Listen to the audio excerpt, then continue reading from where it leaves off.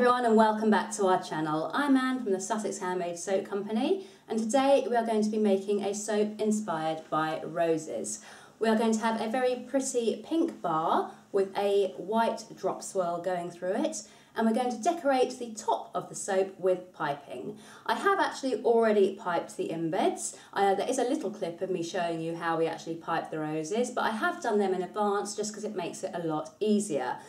We will be piping some green leaves though onto the soap in real time, so you'll be able to see that piping happening.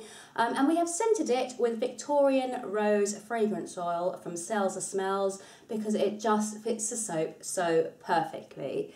So come along and watch us making our piped rose soap. So first things first, here I have got my solid oils. I have got 150 grams of shea butter. I have got 76 grams of cocoa butter, and I have got 368 grams of coconut oil. I've also got our liquid oils just here. And for the liquid oils, we have got 680 grams of olive oil. We have got 198 grams of sweet almond oil, and we have got 114 grams of castor oil. When the solid oils have melted, I'm going to add in the liquid oils. You may notice that they actually, there's a little bit sort of floating in there. That is just because our olive oil got really, really cold and it has started to solidify just a little bit, but that is not a problem. So when our solid oils have melted, we will add in those liquid oils. So Wayne is now melting those solid oils for me, and I'm moving on to preparing the lye water. I have got 218 grams of lye and I have got 400 grams of water. I have used a small water discount, and I'm going to slowly add the lye into the water. Always lye into water, never water into lye. And then I'm going to stir it to dissolve, but I'm actually going to do that bit off camera as I'm going to take it over to my sink, which is where I like to stir and prepare my lye. And it's also a great big window that I open for ventilation when I'm over there as well.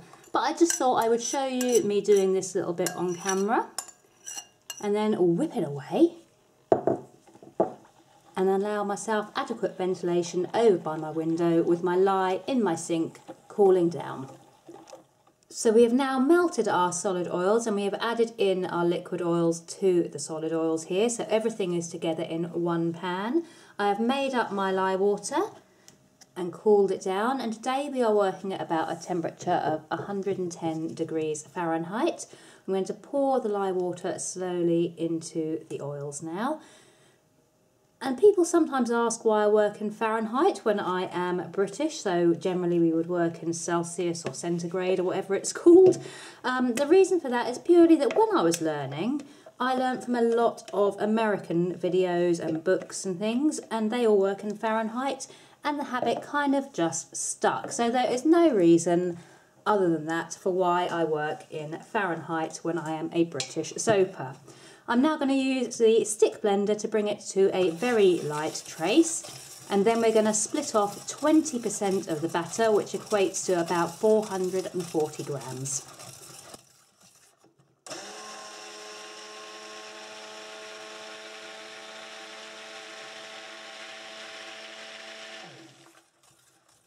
And this 440 grams that I'm splitting off now is going to be what we'll be using for our drop swirl. And our drop swirl is just going to be white today. We're keeping it nice and simple. Oh, nearly there. 38, 39, 40. 441. Do you know what? That is close enough. And I'm going to pop this portion to one side for now. Now I'm going to bring in the remainder of the batter, and I'm going to add in some mica to that. And we are using 1.5 grams of Candy Store coloured mica by Resonate. And I'm just going to drop it straight into the batter like that. You could add it with water if you wanted to beforehand, but we find that it works okay doing it like this. And that is why I got this batter to a light trace, so I've got plenty of time to play about and thicken it and allow that colour to disperse. So now I've dispersed the mica and we've got that pretty pale pink colour. I'm just going to pour it into a jug just to make it easier for when I'm actually filling up the mould. So I've now got both portions of the batter and they're still nice and fluid and easily workable. I'm now going to add in our fragrance oil. We're using Victorian Rose by Sells the Smells. And it behaves fairly well. I've got 40 grams in total, so I've got 32 in this pot here for our larger batch, and I've got 8 grams to go in here. It behaves fairly well, like I was saying, but it does have a tendency to slightly thicken the batter. So I'm going to work pretty quickly now, just working that first portion of fragrance oil into here. Then I'm going to add the 8 into the second portion, then we're going to pull in that mould straight away and get pouring.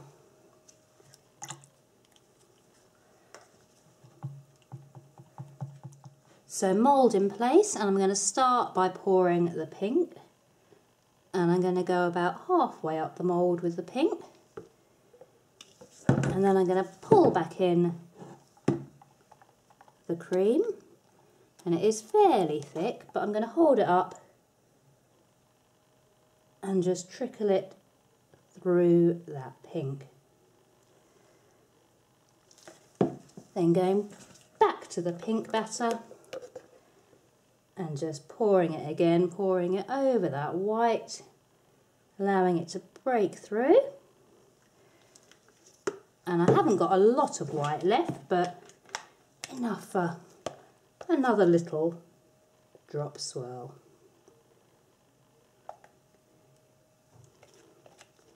Scraping it out now and getting the last of it into the mould.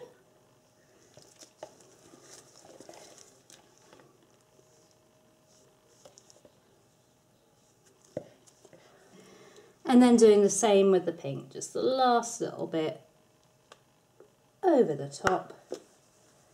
And now I'm just going to shake it from side to level the top and then tap it down to release any air bubbles. And just smoothing it a little bit with the spatula. So that's the soap made, pretty easy, pretty quick. Now we just need to bring in the star of the show, which is the embeds we have created for today's decoration. So to make our roses, I've fitted a piping bag with a 104 Wilton tip. To be honest, I think the roses that we actually used on the soap today were made with a 102 tip, but I seem to have managed to lose an entire pot full of piping tips, including my 102, which is very, very annoying. So I'm using a 104 to demonstrate today, which will probably just make them very slightly bigger. Shouldn't be much of a problem. I'm going to pop it into a pint glass, just because it makes filling the piping bag a lot easier. And I've just made a very small batch of soap, which I have brought to a thick trace.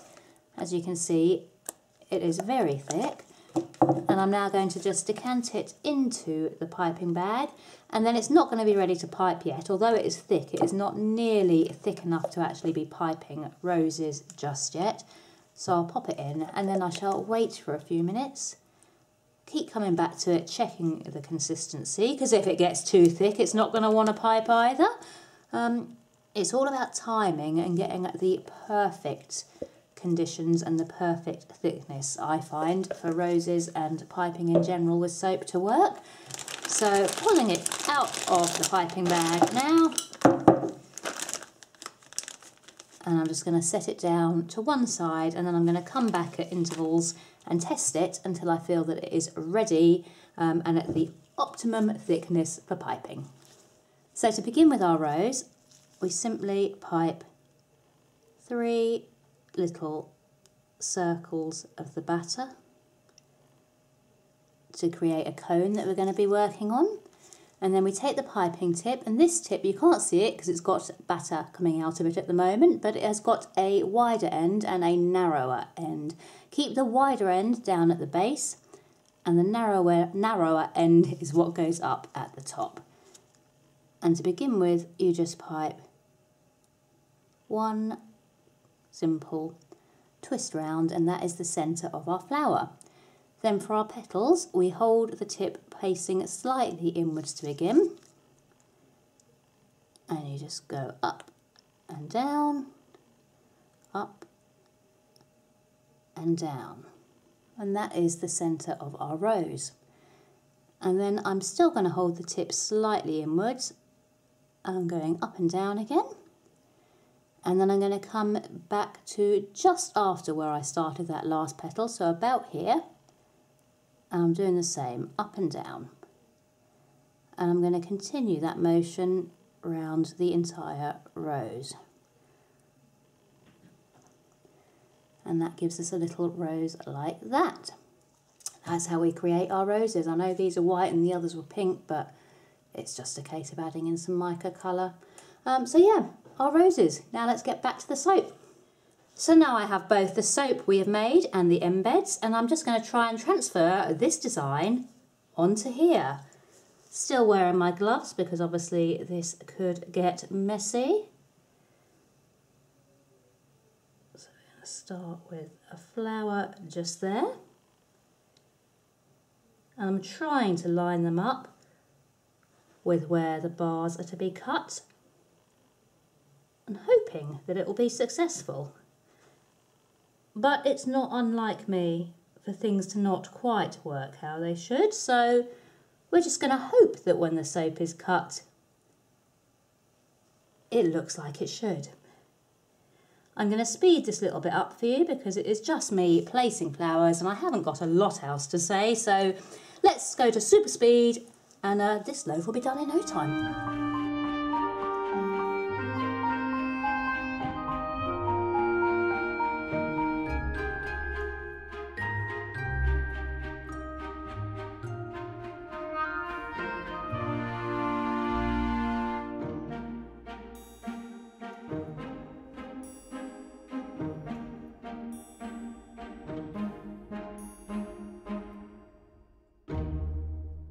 So all of the flowers have been placed now. I have gently pressed them down into position and I think it looks pretty like that, but we need some more detail. So the next step is going to be creating a small quarter-size batch of soap, which we are then going to colour green, and then we are going to use it to pipe some leaves around our roses because it's going to make it look that bit prettier, and it's also going to hide the base of the roses where it doesn't quite look so neat and lovely. So let's whip up some leaf piping soap. So to pipe our leaves, I've just whipped up a very small batch of soap, which I have coloured with Green Goddess Mica from Resonate. And we are using a tip.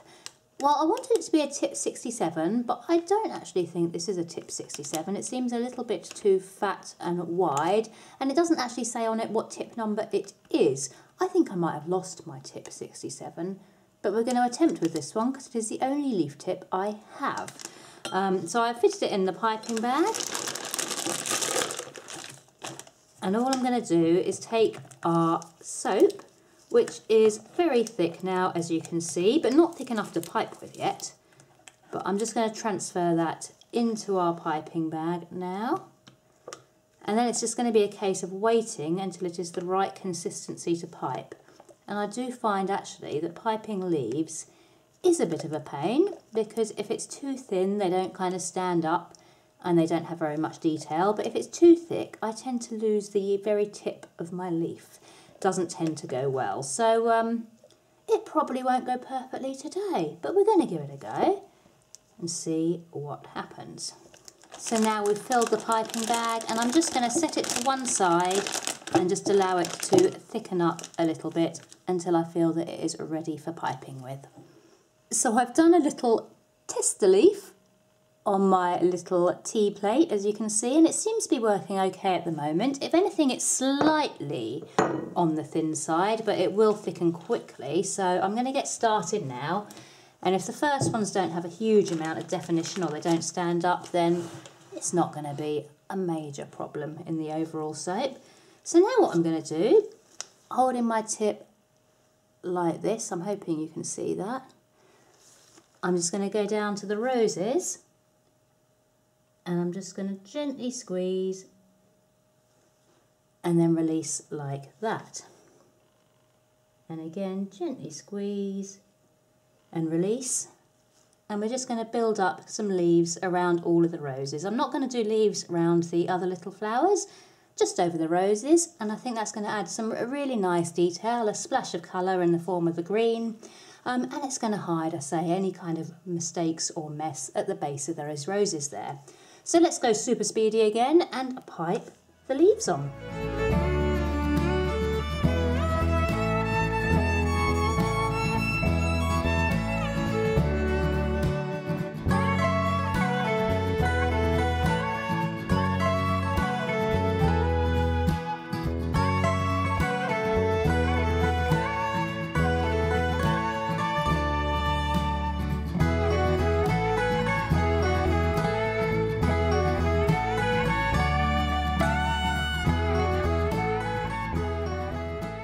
So here we have the finished rose soap.